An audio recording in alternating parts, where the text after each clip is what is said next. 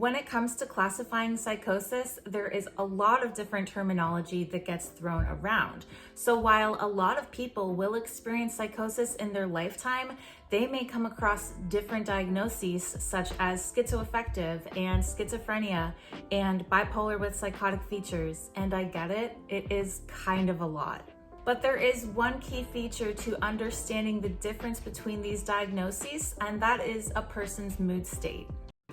I made this little chart to better explain how a person's mood state plays into their experience with psychosis because it helps.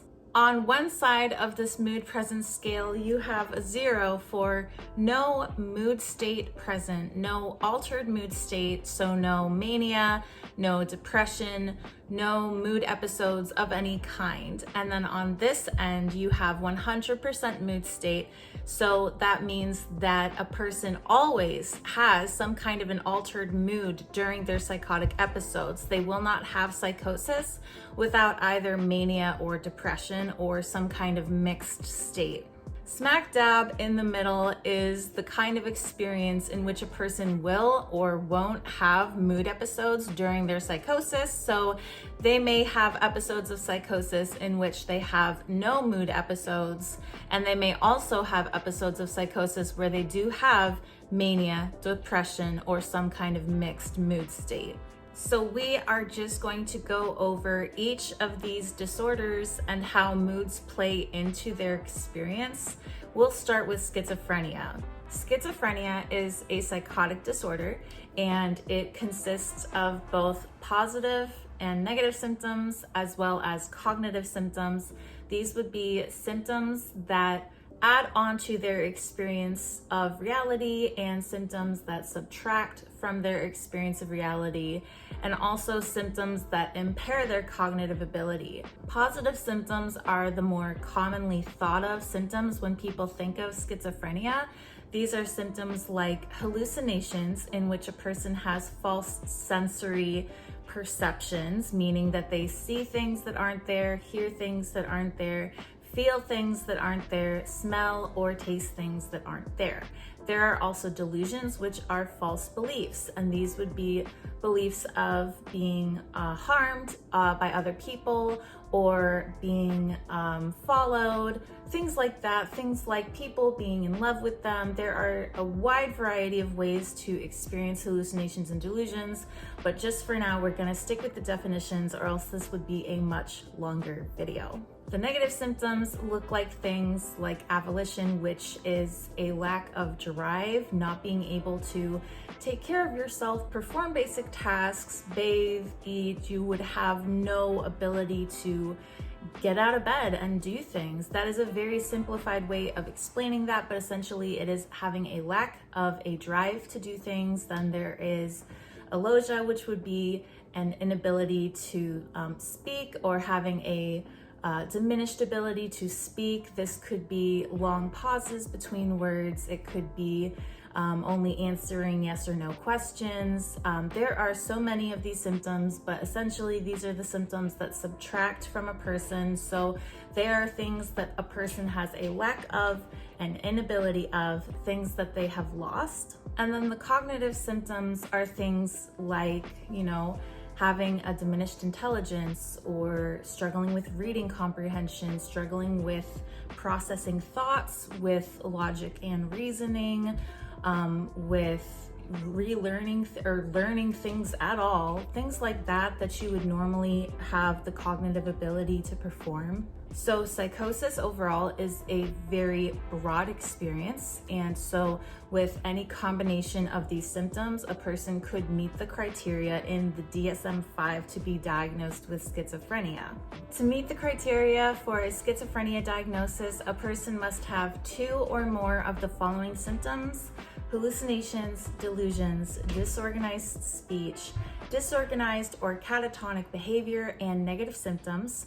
Also, at least one of those symptoms must be either delusions or hallucinations. The symptoms also have to be present for 6 or more months. So let's look at schizophrenia as the base of these disorders. Schizophrenia has the positive symptoms, negative symptoms, and cognitive symptoms. It is present for 6 or more months.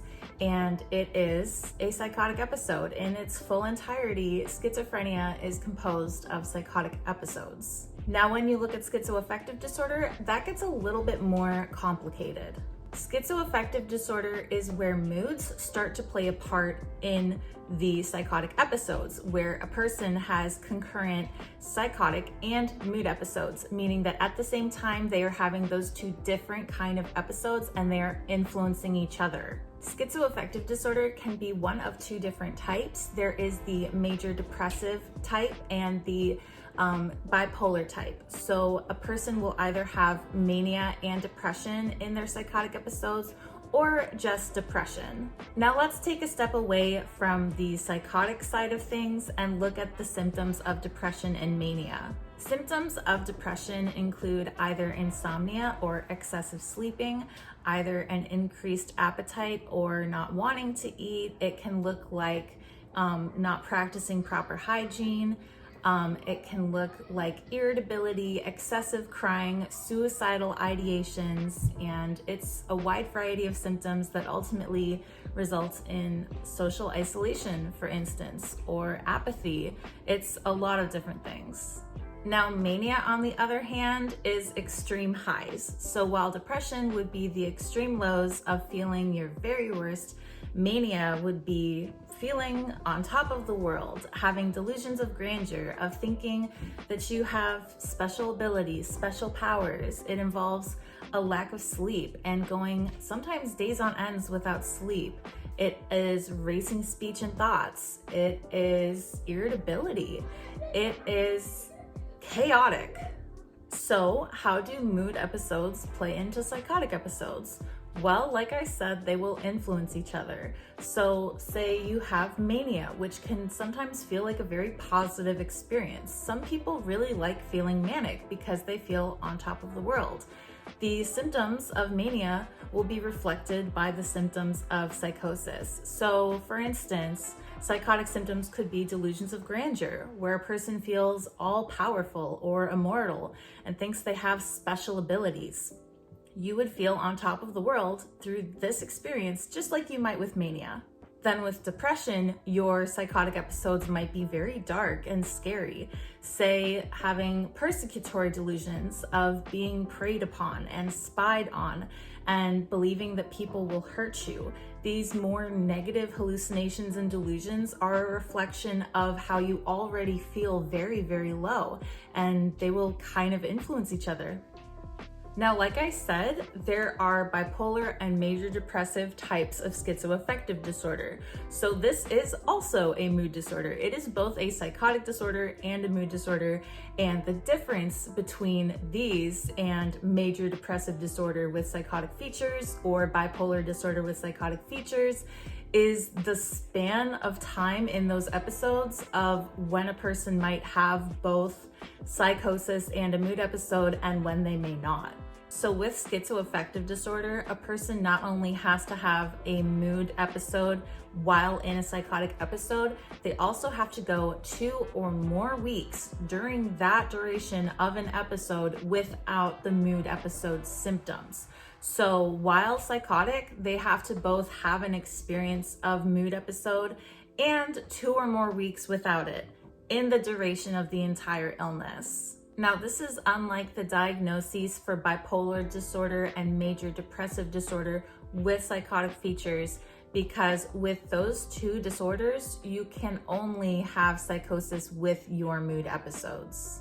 With bipolar and major depressive, that's it. You wouldn't have psychosis outside of it at all. And so going into a mood episode could trigger psychosis. Now, in these episodes, the mood symptoms are either mood congruent or mood incongruent. Mood congruent would be when the symptoms align with the psychotic symptoms, in the sense that if you were having manic episode symptoms, the psychotic symptoms would reflect that. So delusions of grandeur, like I said, would be related to mania, not necessarily a depressive episode. Mood incongruency is the opposite of that, where a manic episode might yield depressive psychotic symptoms of maybe, say, the persecutory delusions. they would not line up. They would not be related. Nonetheless, the mood congruence and the mood incongruence are both affected by which type of mood episode is occurring, whether it be manic or depressive, and that would be the indication that it was a bipolar or major depressive disorder with psychotic features. So I hope that explains a bit about how mood states affect the diagnosis of schizophrenia, schizoaffective disorder, and bipolar or major depressive disorder with psychotic features.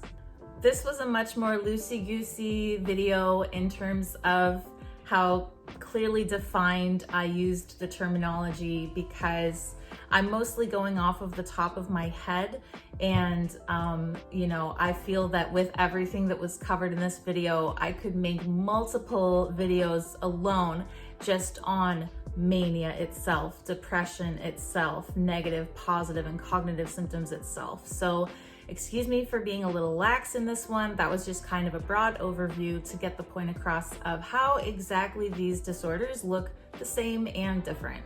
Anyway, I hope you enjoyed this video. Thank you so much for sticking around to the end. I always appreciate it. If you can relate or if you have any insight to share, please drop it in the comments. And as always, like and subscribe. I come out with new videos every Monday and Thursday, so stick around because there will be another one coming soon.